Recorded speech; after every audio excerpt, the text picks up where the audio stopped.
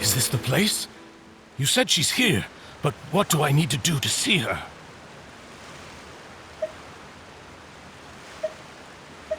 Yeah, and even Paimon could hear her after drinking that thing. Didn't you just drink a lot of it on the stage as well? Oh, in that case... Vache! Ah! Yes, that's it! So you heard it too! Vinier, it's me! It's me, Vache! Vache? Vache!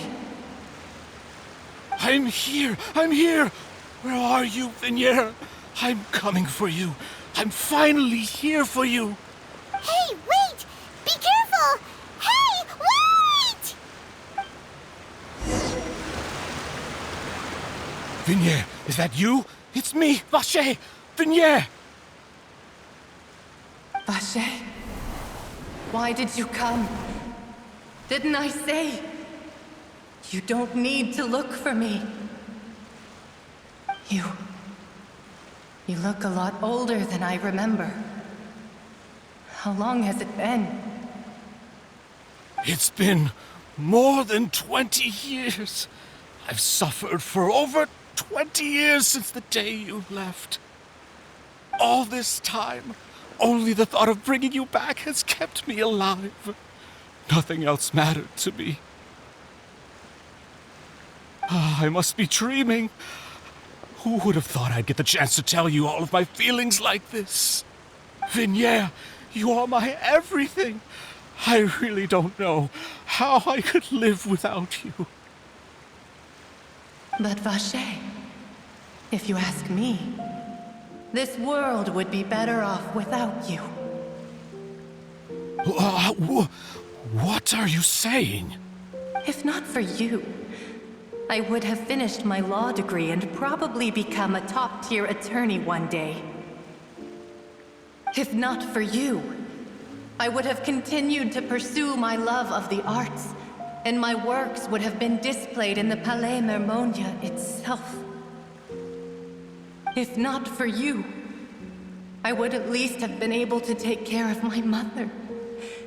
And she would not have grown old and died alone, with nothing but the tears on her cheeks. It's all because of your selfishness, Vache. It's all because of you. You... Wait, you are not Vinier. Who are you? You're right. I am not Vinier. I am the sacrifices. Every woman who died by your hand, as our bodies dissolved, our consciousnesses flowed back to the primordial sea. Our thoughts circulated endlessly within the primordial sea, and we were no longer individuals, but we became one, just as streams of water come together in the sea. I'm Cressy. I'm Lemony. I'm Azine. The only one I am not is Vinier. Why? But then, where is Vinier? She doesn't want to see you anymore. Every tendril of her consciousness is avoiding you. This is what you get for your selfishness. Your selfishness robbed us of our lives and our futures. You said time and time again that you'd do any and everything for her. But did you ever consider whether she'd want to see you do the things that you did? If she would despise you for what you became?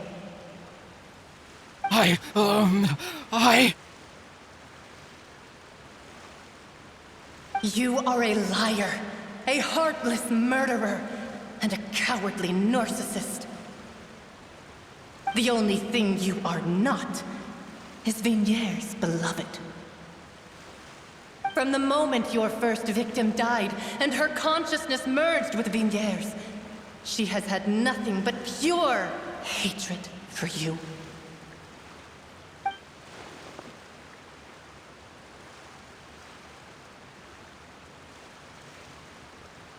No! Yeah! She can't hate me. Let me see her, please. Have mercy. You still don't understand. When I said don't look for me, that came from the real Vignier. She really doesn't want to see you anymore. But on top of that, she also said that because it's her final drop of pity for you. She said that because she knew that if you did come here, we will show no mercy to you. Vache. Vache? Vache? Vache. Vache. Vache. Vache. Drown.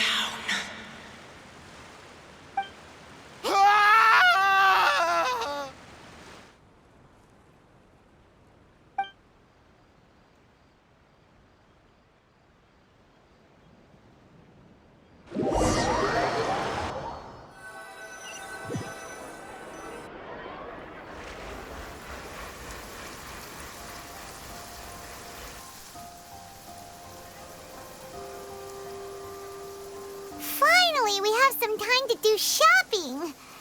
Gosh, it's really been a long time since we've been able to relax. Well met, partner. I knew something great was going to happen when I woke up in such a good mood today.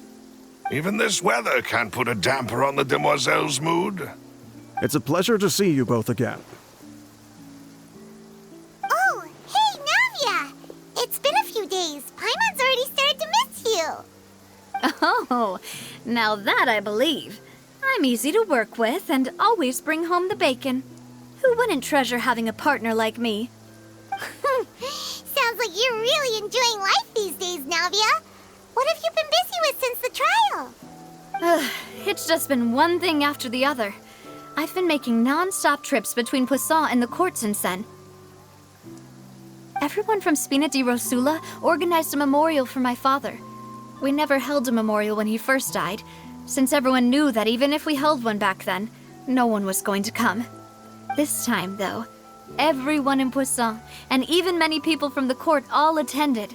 So his name's definitely been cleared now. That's what we like to hear. It's been the dearest wish of Demoiselle all along. That blasted stubborn fool. I was right to put my faith in him. I'm so glad I didn't give up on the case all those years ago. Oh, by the way, I ran into Charlotte just after I left the memorial service. Well, maybe it'd be more accurate to say I knew she would be there, and there was no way she'd just let me go. Huh? So you know Charlotte too? The Charlotte? Journalist from the Steambird? Yeah, way back when I first became the president of the Spina di Rosula, she was all over me. Wouldn't take no for an answer. I believe the story was called The True Heart of Darkness, Secret Tales of the Yellow Rose. To be fair, though, it was a really flattering feature. So, we've been on pretty good terms ever since. She was trying to lean on our friendship to get me to do an exclusive piece on the serial disappearances case. Oh yeah, she told us about that. She's always been super interested in that case, so now her wish has finally come true too. Anyway, I told her to make sure that when she writes about you guys entering the opera house with the critical evidence, that you both sound really cool. Now that's another thing to look forward to. We trust Charlotte's skills with a pen for sure. Oh, and in other news, I also took Clarand out for a meal.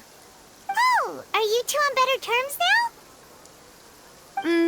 While you were investigating Vache's headquarters, Clarand gave testimony on my father's behalf. It was thanks to her that we were able to turn the tide. I wanted to thank her. I mean, there's also no point in being awkward all the time, so we took the chance to reconcile with each other. Oh, that's great. Paimon also thought Clarand wasn't actually a bad person. It's always good to have more friends. Anyway, now that the case has finally been solved, perhaps it will slowly begin to fade from the public consciousness. Oh, actually, there's still one last thing I need to do. What is it? I should pay a visit to my father's grave and tell him the truth of what happened, as well as how it all ended. And on top of that, just how much people still look up to him to this day. That includes me, too. Miss Navia. Indeed. We want to go too! We also think Callus is a really admirable person. Sure thing. I'd like you two to share the moment with me. After all, without you, there might not have been such a positive ending. And in that case, everyone, let's be off. Considering the recent weather, we'll be lucky if we can reach Poisson before dark. Yeah, you're right. It's been raining non-stop for a few days now.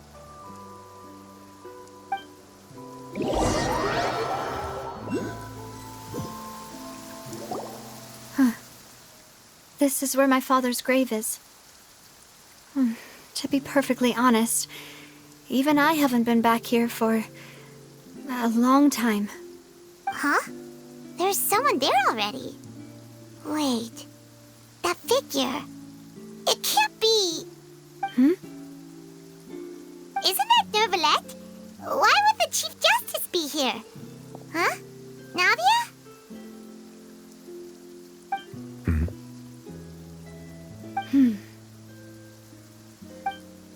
My apologies. I should have asked before coming to pay my respects. Don't say that. Sorry about that. Oh, I was trying to say there's no need for you to apologize. I wanted to show my father how much I've grown, but still, I doubt I've grown to the point that even the Chief Justice would feel compelled to apologize to me over and over. In that case, I will stop apologizing for now. You really could use some pointers on understanding human emotions, Monsieur Nervalette. In any case, why did you come to Poisson? Well, ever since that day, I've been turning a question over and over in my head. Just what is justice anyway? There was once a time when I didn't want to believe that there could be anything more important to humans than life itself. Oh, rather than that, it's probably more truthful to say I didn't believe humans were capable of resisting the most basic instinct of living things.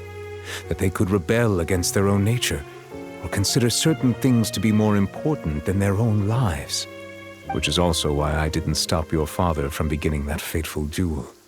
I believed that a truly innocent man would never throw away his life like that. That there was nothing, should have been nothing more important than one's own continued survival. But Mr. Callus proved me utterly and decisively wrong. If not for his sacrifice, the serial disappearances case would have remained unsolved to this day. Mr. Callus made the choice he did for his daughter, for his associates, and for many people completely unrelated to him. And in the end, from a certain perspective, one could say that he did it all for the sake of justice. A justice that's higher than life itself.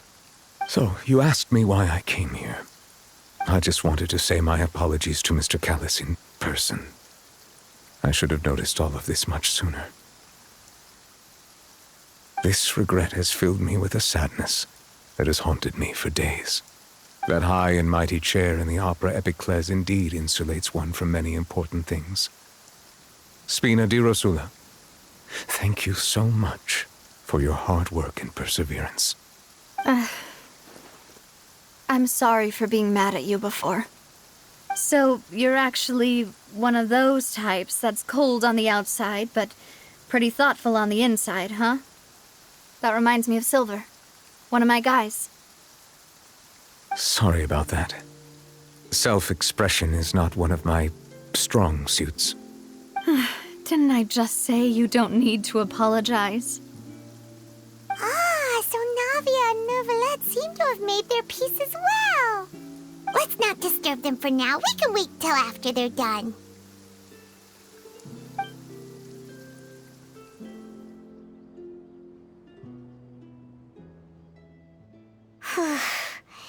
Paimon's never paid respects at someone's grave before. Did Paimon do anything rude there? Oh, Paimon didn't know that was a thing. But Paimon doesn't know what she would do if she can't fly. Oh no. Paimon hopes Miss Navia won't be too mad. Anyway, Nervalette is still standing around there. It's not often that we can catch him alone like this, so why don't we go talk to him for a bit? If we can't talk to Lady Farina, we can at least talk to him, right?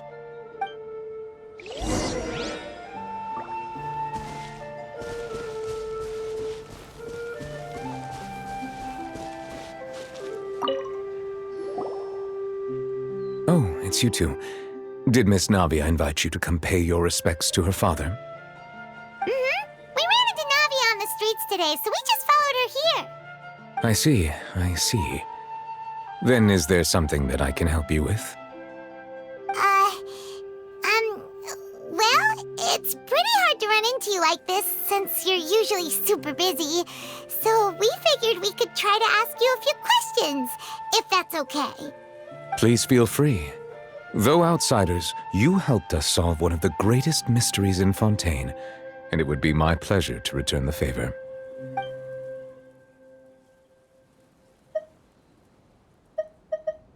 My apologies. My investigation has still not reached its conclusion. However, I still believe the judgment of the Oratrice was not rendered arbitrarily. But you also said you thought he was innocent. For many years, I have been quite aware that the Oratrice does not simply mechanically repeat the verdict that I give on each case. As a divinely created mechanism, the people's unified faith in the concept of justice is integrated into it. Not only can it produce the incredible power of indemnitium, but it likely also possesses other traits, such as self-awareness. Which is all to say, I have been prepared for a situation like this for a long time. So when Lenny told us that he heard a human voice from the room where the Oratrice's core is stored... I was not aware such a thing had occurred. Perhaps that could serve to prove my conjecture. I will add that to the list of items to investigate. In any case, I am inclined to believe that the Oratrice does have a methodology all its own. We just do not have enough information. Based on Farina's reaction, I doubt even she had any idea what was going on. She managed to bluff her way through it, though, with her time-tested twin tricks of bravado and drama. While we do intend to get to the bottom of this, for now, we regret to say that the Fatui Harbinger will just have to bide his time in the fortress of Meripede. If we did incorrectly convict him of crimes he did not commit, we will most certainly compensate him to the fullest extent allowed by the law. If you ask Paimon, the only compensation he'll want is a no-holds-barred fight with you. Is there anything else you'd like to ask me about?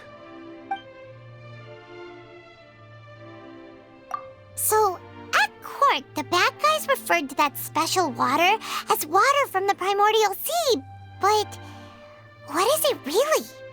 Truthfully, that name is already quite accurate. I can only surmise that Vacher and his ilk only learned of its nature and existence after extensive research. There used to be a special sea on the surface of this planet. The nature of its seawater was rather different from that of the sea we know today. Most of Tevat's life forms were first born in that special sea. You could say it nurtured much of the life on this planet. Huh. So it really was where everything began. It makes sense to call it primordial then. But today, the primordial sea no longer exists on the planet's surface. What Vacher discovered must have been some kind of special case, or a remnant from a truly ancient age. Huh. So that's how it is. Oh, you really know everything, Monsieur Neuvillette. But if that's the case, then why would people, at least people from Fontaine, dissolve in that kind of water? Indeed. Why would the primordial sea, which was known to engender and nurture life, suddenly reverse itself and devour life instead? To be frank, that also doesn't match my understanding of this world and its laws. There must still be some unknown secrets around the people of this land. Is there anything else you'd like to ask me about?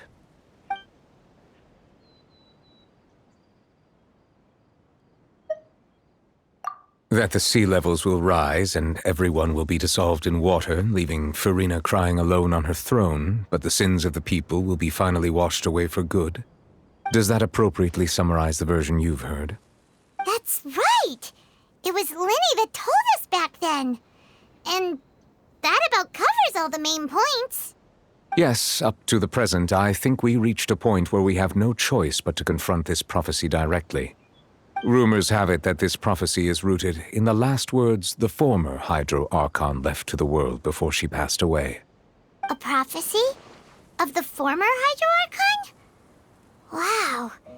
This is the first time that we've ever heard of it. 2 parts of the prophecy have already proven correct. The rising sea levels and the ability of the people of Fontaine to be dissolved. We should be more vigilant and stay on the watch for further signs. Speaking of the prophecy, Farina has also always taken it quite seriously. Indeed, she has been collecting information and intelligence from across Tevat for this purpose. If the rumors were true, then perhaps this prophecy is the conundrum left to Farina by her predecessor.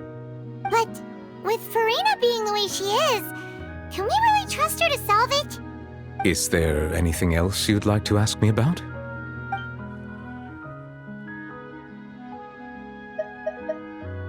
Your sibling, another blonde-haired traveler. I'm sorry, but I've never seen anyone who matches that description. If she ever stepped foot in Fontaine, I'm sure she followed our laws to the letter and had no reason to appear on the stage of the opera Epiclese. Is there anything else you'd like to ask me about?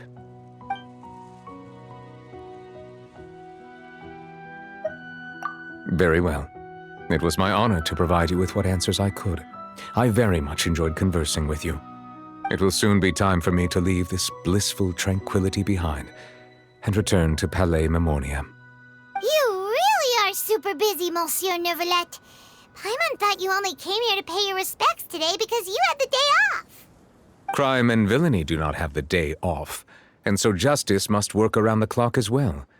This is merely the nature of a justice's work. All right. You've got a point. Huh? Paimon just noticed that the rain has stopped.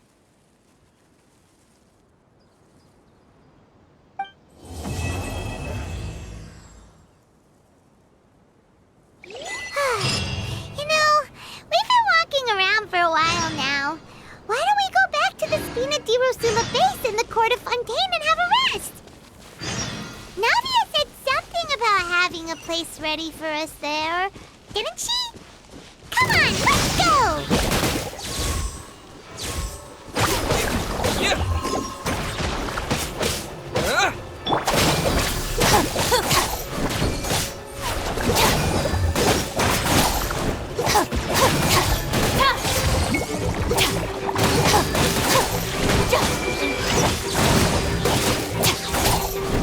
Our bond is strong.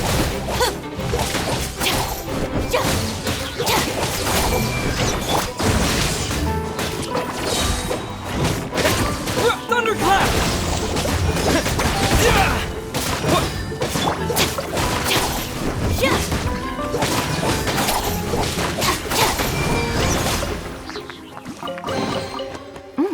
It's all yours.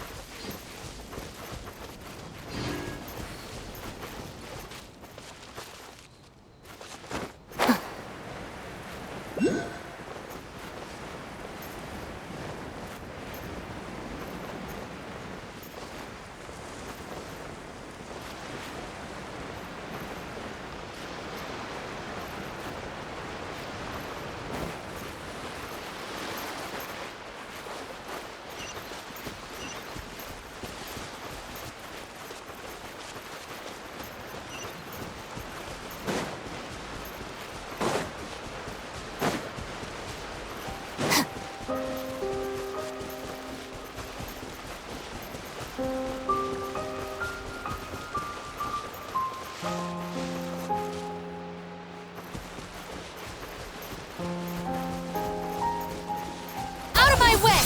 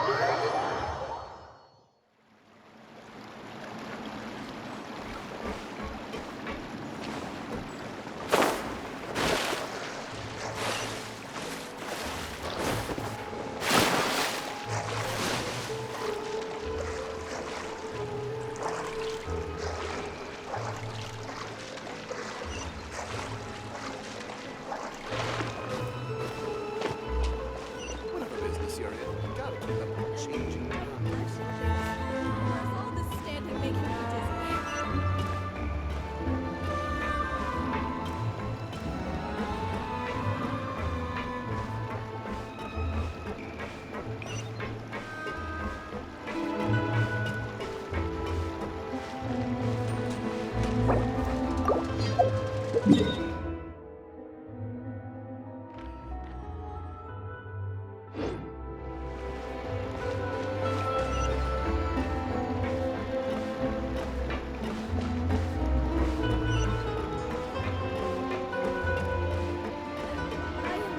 things?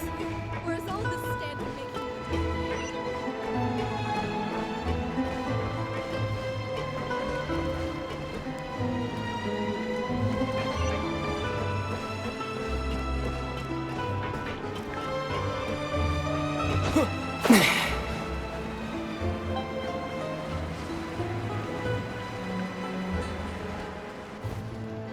Yep, here's the room, and it's empty and waiting for us as promised. Navia is such a good person. Now that the serial disappearances case has been solved, no one's going to come after us for anything. Even without Silver standing guard, we can just completely relax. Why don't we stay and rest up here for a while? Even machines in Fontaine need to stop and recharge now and then. Oh, come on! This place isn't that bad. Besides, how often do we get to stay in an actual base?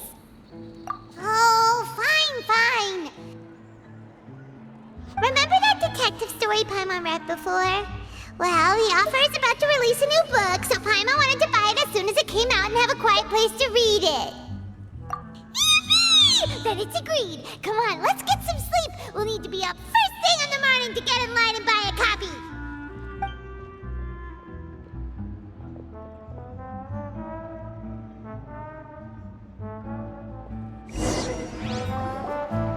Paimon didn't expect that style at all. Even though it's a detective novel, it's also like a social documentary. Whew, it's actually pretty good. No! Paimon just spends a bit more time sleeping than you, that's all. Excuse me, but do you know if the Traveler and Paimon are lodging here? Huh? Who are you? Paimon doesn't recall seeing you before. Wait, you're not here to give us trouble, are you? A blonde traveler and a chatty little fairy. Whew, looks like I found the place. Good thing I asked the Spina di Rosula. Seems they sent me the right way. Hey, what do you mean by chatty? Paimon's always careful not to talk too much. Most of the time, anyway. It's an honor to meet you both. I was sent from the Palais Mermonia. Monsieur Nourilette wishes to see you. It seems he has something important to discuss in person. Nivelette? He wants to see us again already? Huh. We talked so much the last time we met. Has something happened since then?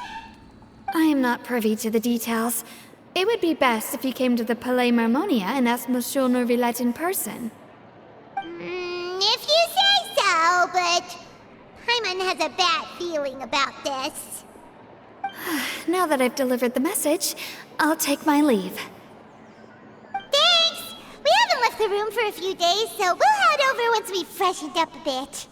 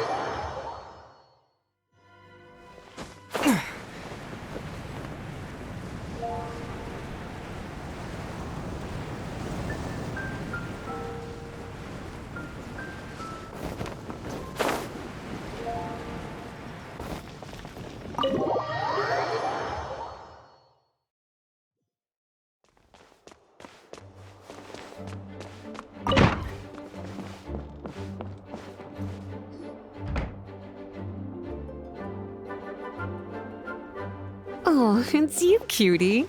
To what do I owe the honor of your visit? Are you here to peruse the library? Or perhaps you're here to visit a certain someone? As considerate as ever, I see. Alas, what rotten luck.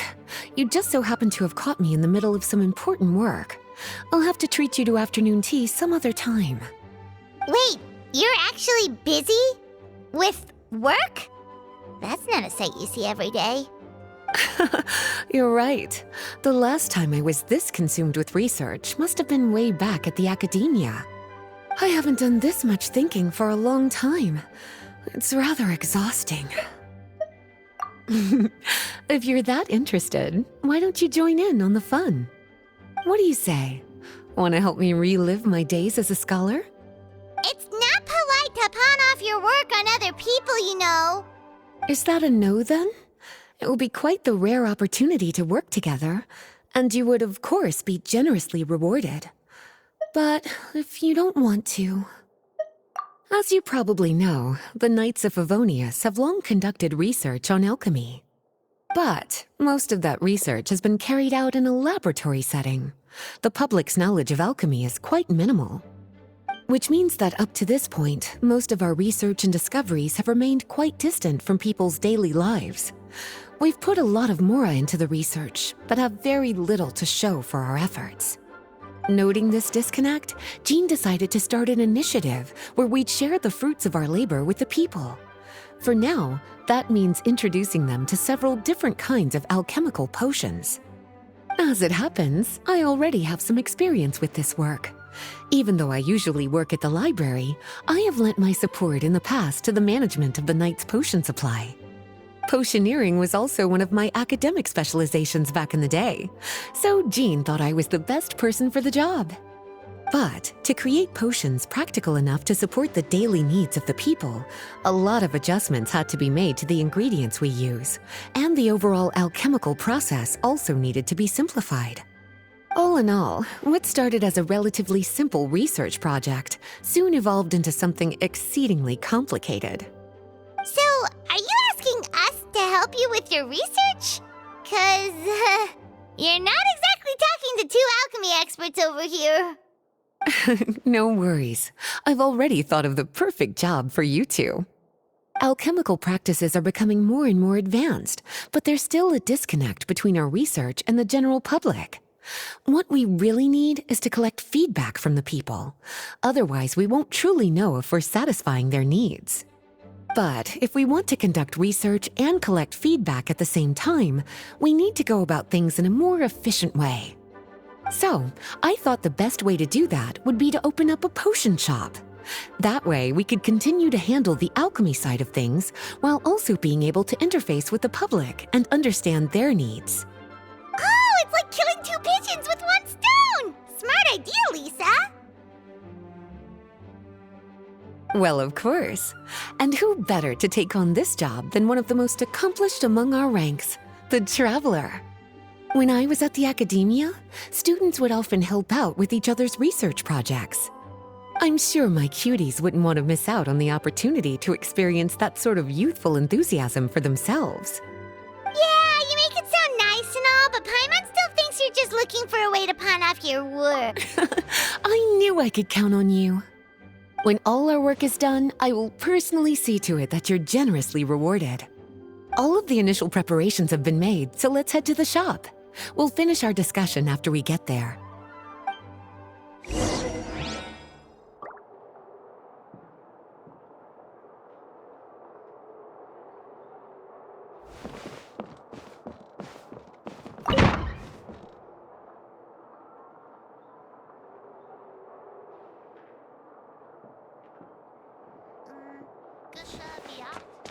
Please be quiet within the premises and refrain from...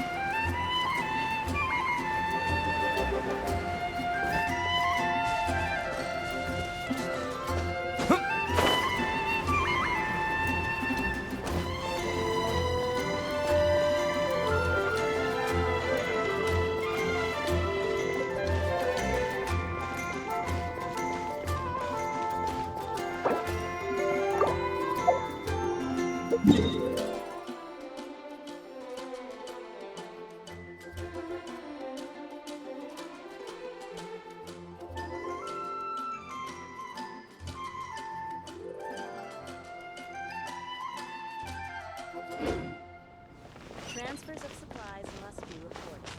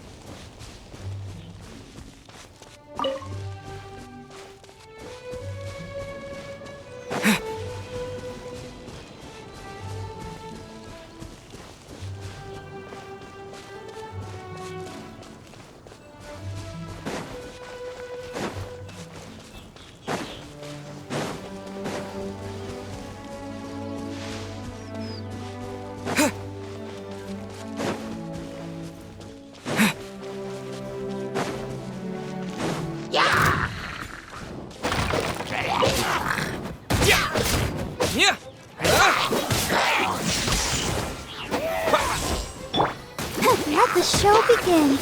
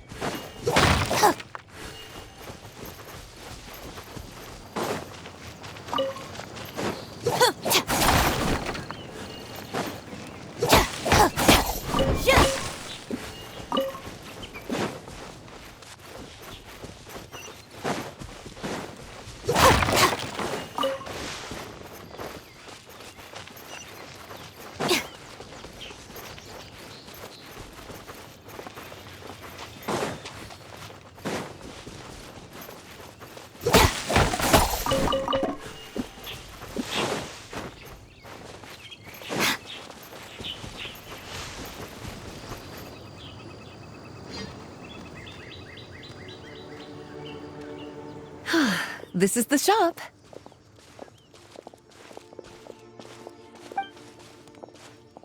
Wow, looks like you've made a lot of preparations already. Did you do this all by yourself? It was a group effort. A whole bunch of knights helped out.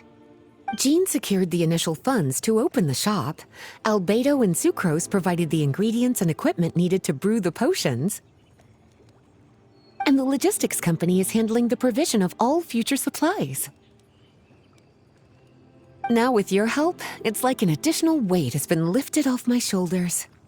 The knights have been busy spreading the word about our shop over the past few days. So, we should be ready to open once we've finished our final preparations. Okay, let's not keep everyone waiting then. Why don't you take these ingredients and try your hand at brewing a potion?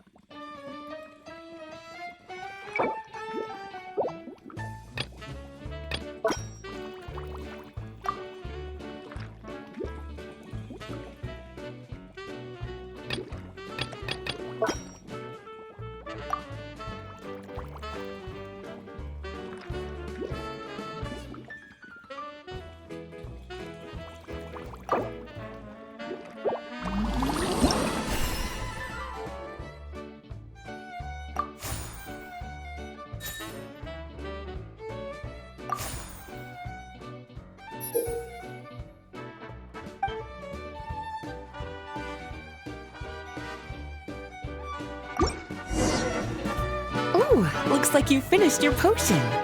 Now, all we need to do is put it on display for sale. Why don't you put your potion on that shelf over there?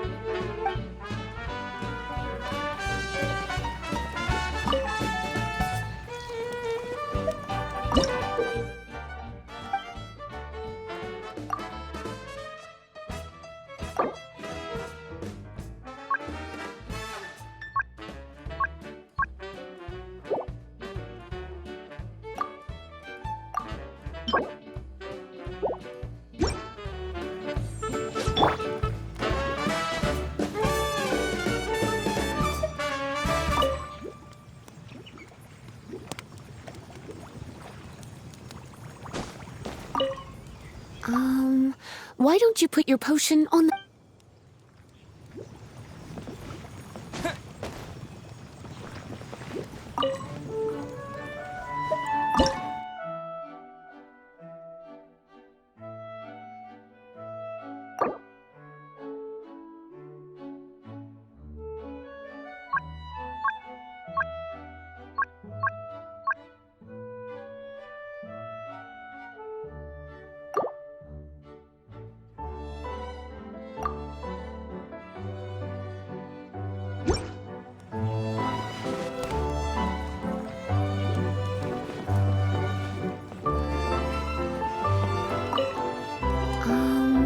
Why don't you put your potion on that shelf over there?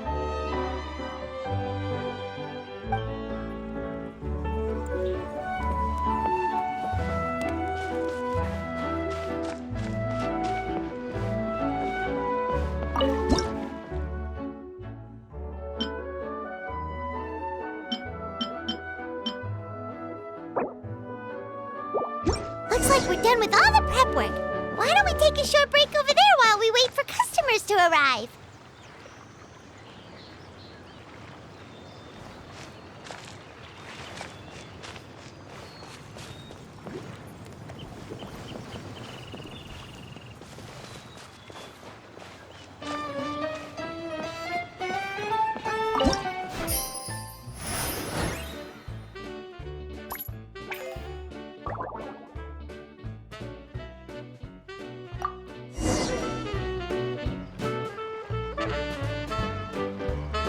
Seems like everything is going well. You've already sold your first batch of potions. Not a bad start at all. As for what potions you should brew next, we'll need to consult the news from the market. That means staying up to date on the latest news and trends to try and anticipate people's needs. It's an essential skill when it comes to business. That sounds kinda hard. Don't worry. I already took it upon myself to compile all the latest news on the market for you.